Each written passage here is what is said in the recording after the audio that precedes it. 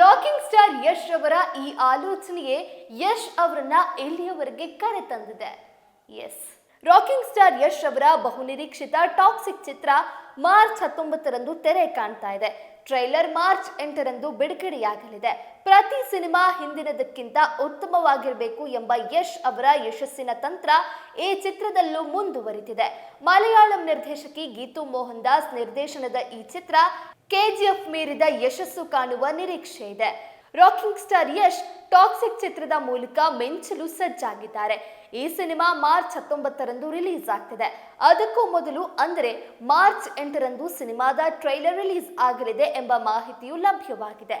ಯಶ್ ಅವರು ಇಷ್ಟು ಎತ್ತರಕ್ಕೆ ಬೆಳೆಯಲು ಅವರ ಆಲೋಚನೆಯೇ ಕಾರಣ ಎಂದರೂ ತಪ್ಪಾಗಲಾರದು.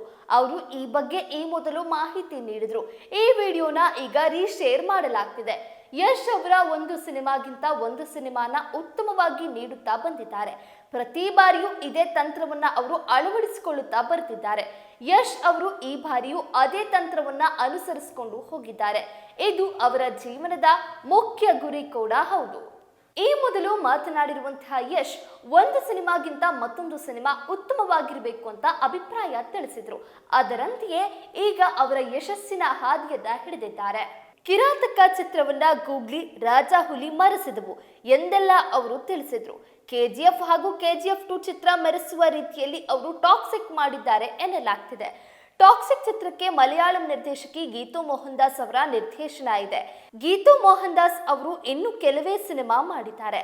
ಆದರೂ ಅವರನ್ನು ಯಶ್ ಯಾಕೆ ಆಯ್ಕೆ ಮಾಡಿದ್ರು ಎಂಬುದು ಜನರ ಪ್ರಶ್ನೆ. ಕಿಯಾರಾ ಅಡ್ವಾಣಿ, ಹುಮಾ ಖುರೇಶಿ, ರುಕ್ಮಿಣಿ ವಾಸಂತ ಸೇರಿದಂತೆ ಪ್ರಮುಖ ನಾಯಕಿಯರು ಟಾಕ್ಸಿಕ್ ಚಿತ್ರದಲ್ಲಿ ಅಭಿನಯಿಸಿದ್ದಾರೆ.